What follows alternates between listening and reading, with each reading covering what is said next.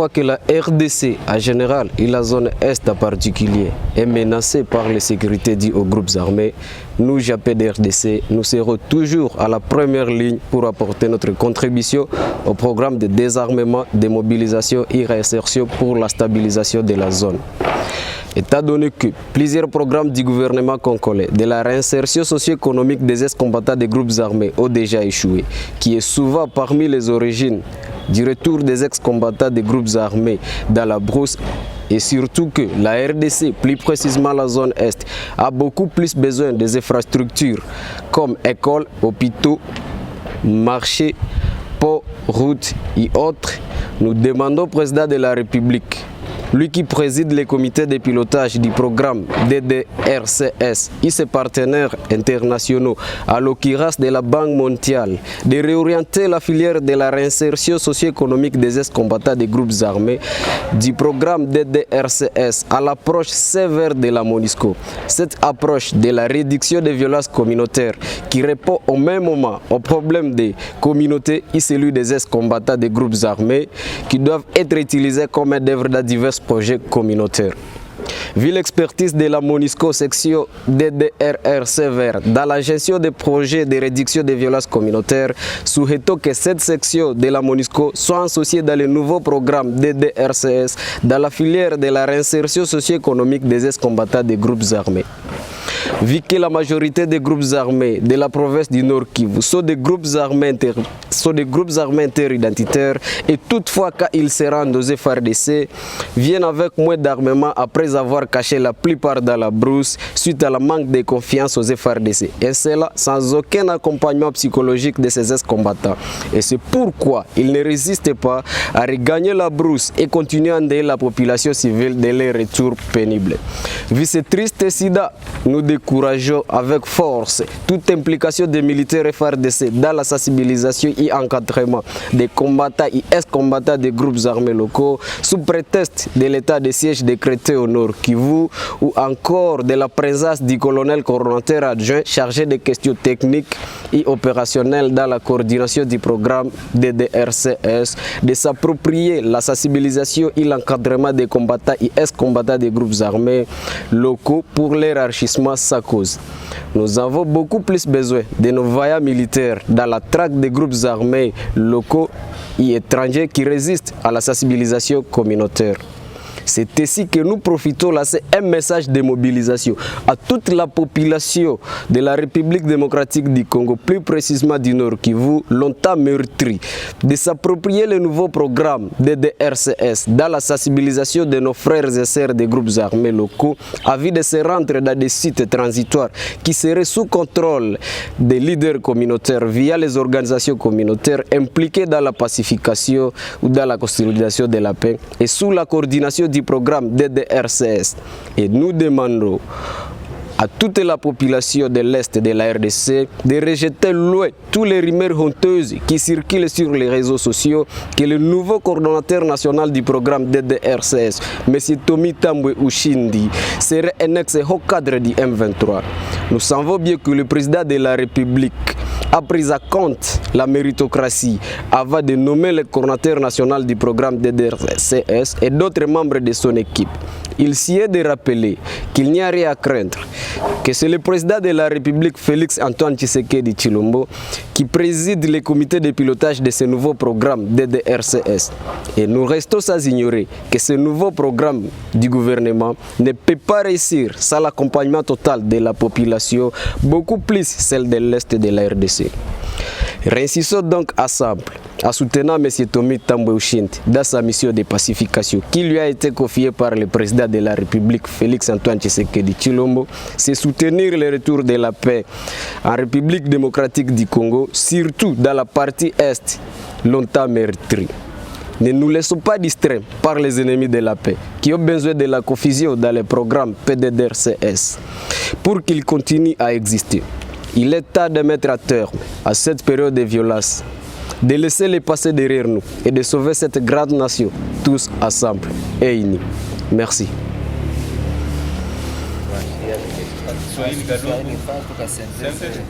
Kwa wakati yoyote ambao nchi yetu zaidi sana huku kwenye Kivu kunakuwa shida za vita zinazotokana na vikundi vya wabeba silaha, sisi shirika la PDDRCS tutakuwa kwa mstari wa kwanza kila mara kwa kusapoti na kuunga mkono programu yoyote ya nchi ya kutia amani na kujenga nchi.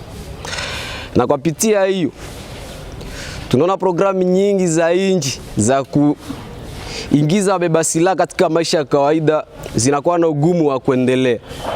Na kupitia hiyo, kwani waweze kufanya kazi yao vizuri na wafikie lengo lao, ndio maana tunasema kwa sauti kuu ya kama rais asaidie, aisishe MONUSCO DDRCS, rais aisishe programu ya MONUSCO DDRR CVR kwa mradi huu ambao umepangwa ya PDDRCS, kwa zaidi sana kwa kuwatumikisha kwenye kazi za mikono za kuingiza wabeba silaha katika maisha ya kawaida, kuliko kuwapa vitu ambavyo watageuka mara moja na wanauzisha. Itakuwa ya muhimu sana watumikishe kama watu wa mikono katika kazi za maendeleo, kuliko kuwapatia vitu ambavyo wataviuzisha kwa muda mchache na shida itabaki hapo hapo.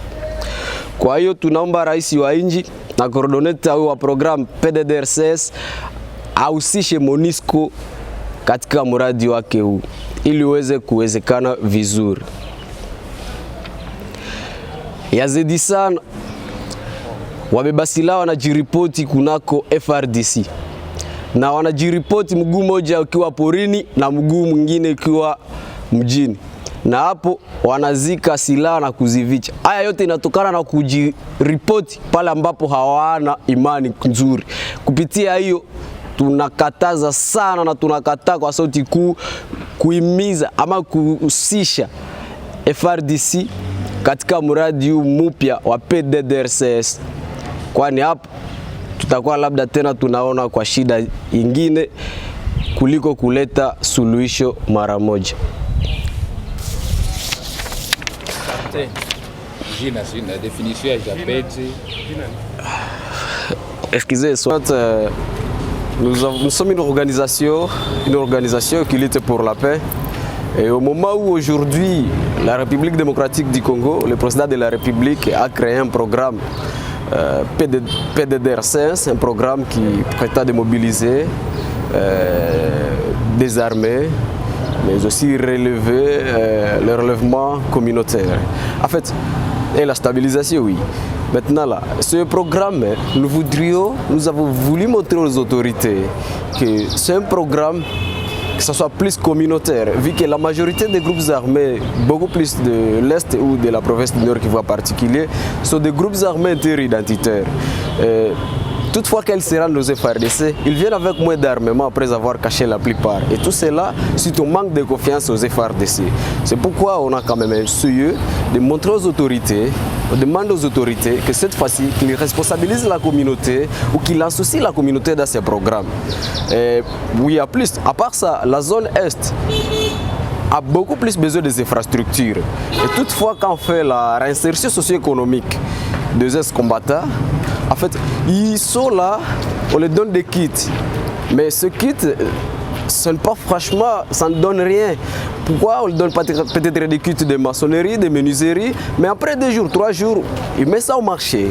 Et il retourne encore dans sa vie où il n'a rien. Et de toutes les façons, sa manière va réfléchir autour de rentrer encore à Brousse. Et vu que la zone Est a beaucoup plus besoin des infrastructures, il est mieux que ces ex-combattants soient chaque fois utilisés dans des travaux communautaires comme la construction des marchés, des ponts. Au même moment, les ex-combattants vont bénéficier et au même moment, la communauté va bénéficier. Les ex-combattants vont bénéficier à cash comme paiement de cet argent qu'ils vont chaque fois utiliser comme cash chaque jour où ils travaillent, que de le faire de culte qui ne va à rien. En fait, la communauté va bénéficier et les ex-combattants vont bénéficier. Cette approche, c'est une approche de la MONUSCO, c'est une approche sévère, une approche de réduction des violences communautaires. Au même moment, ça répond aux besoins de la communauté et au même moment, ça répond aux besoins des ex-combattants. Dans le cadre de la réinsertion socio-économique, ils doivent aussi bénéficier de l'accompagnement psychologique tout au long de ces activités, mais aussi ils doivent aussi bénéficier oui, l'accompagnement psychologique, mais aussi, je disais, du cash que ce gens vont prendre là-bas tout au long du travail. Monsieur Makassi, on sait bien que la nomination de Monsieur Tomi à la tête de cette structure a suscité des réactions, des polémiques au pays. Qu'en dites-vous? Bon, vous savez, c'est sûr, ça a mené beaucoup de polémiques, mais il faut réfléchir dans le sens d'humanisme, dans le sens où on veut mettre un faux problème en violence. Vous savez, si on commence aujourd'hui à critiquer, ça ne donne rien. Mais si on donne des propositions comme ça, comme on donne cette proposition de dire qu'il faut que la réinsertion socio-économique puisse se mettre dans la logique de la réduction des violences communautaires, dans des projets communautaires, que de donner des choses comme des dons au Randi. Et donc, Tomi Tambwe Ushindi, le nouveau coordonnateur de ce programme, à ce tour, il y a beaucoup de rumeurs. Ces rumeurs que nous jugeons d'ailleurs des rumeurs honteuses. Un ancien rebelle. Des rumeurs honteuses. Vous savez, s'il est un ancien rebelle ou tout, le chef de l'État, le président de la République qui lui a nommé, c'est un homme d'État. Avant de passer une nomination, on connaît qu'il doit passer sur la méritocratie. Il doit réfléchir sur la méritocratie. Il ne peut pas donner un programme comme ça qui prétend pacifier la zone Est à une personne qui a encore des casquettes rebelles. À mon avis, je pense que le président de la République a touché sur la méritocratie. Quand il a touché sur la méritocratie, il fallait qu'il prenne une personne, par exemple, qui a une idée par rapport à la sécurité de l'Est et qui mérite aussi peut-être l'accompagnement de la communauté. Vous, en tant que jeune organisation, est-ce que vous soutenez ce processus du chef de l'État visant à ramener la paix dans la partie Est? Franchement, nous soutenons ce programme. Nous soutenons ce programme. C'est pourquoi d'ailleurs nous avons proposé aux autorités, au président de la République, à ses partenaires, à l'occurrence de la Banque mondiale, de réorienter la filière de la réinsertion socio-économique à l'approche sévère de la MONUSCO. Cette approche qui répond au même moment aux besoins de la communauté et au même moment aux besoins des ex-combattants. Nous soutenons le programme, nous accompagnons Tomi Tambwe afin qu'il puisse bien réaliser sa mission. Il y a beaucoup de rumeurs honteuses qui circulent autour de Tomi. Moi, je pense que pour que la RDC puisse évoluer, pour que la RDC puisse avancer, il est temps de mettre à terme à cette période de violence, de laisser aussi le passé derrière nous et de sauver cette grande nation tous ensemble. Si on commence à réfléchir autour du passé de tout et chacun, à mon avis, on n'arriverait nulle part. Il est mieux qu'on passe maintenant à sauver cette grande nation et de mettre fin à cette violence. C'est pas ça, selon nous. Alors, on sait que la question des rendus pose toujours problème. Tous ces gens qui ont pris la volonté de se rendre au FRDC, il y a des voix qui dénoncent qu'ils ne sont pas aujourd'hui encadrés par le gouvernement congolais. Qu'en dites-vous? Vous savez, le retour des ex-combattants encore dans la brousse, c'est normal. Je le dis pourquoi c'est normal, parce que quand ils se rendent aux FRDC, ils viennent avec d'armement après avoir caché la plupart. Et tout cela parce qu'ils n'ont pas seulement confiance aux FRDC.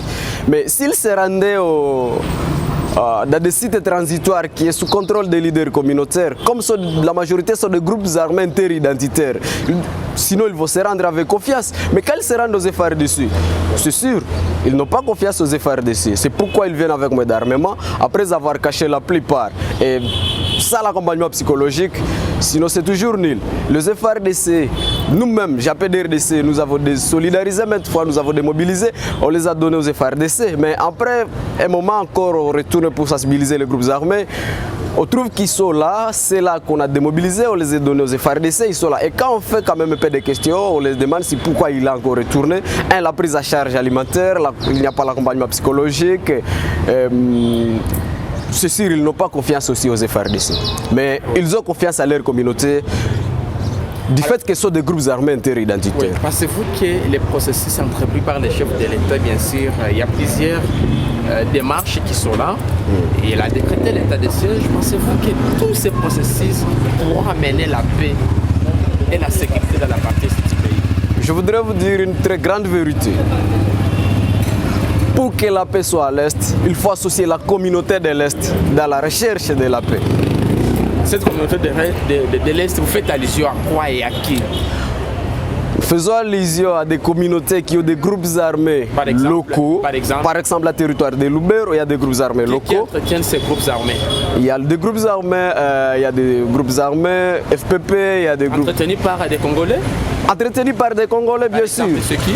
Les Congolais, et même, vous savez, je vais vous dire peut-être pourquoi, nous avons fait un peu d'analyse, c'est pourquoi les groupes armés ont été créés. Les groupes armés ont été créés à un moment parce que peut-être le gouvernement n'arrivait pas à bien sécuriser cette communauté. Et cette communauté a voulu se chercher leur propre sécurité. Autodéfense. Autodéfense, voulais-je dire.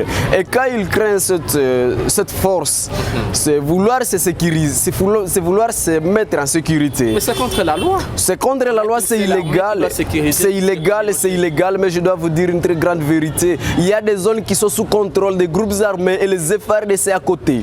Ils cohabitent.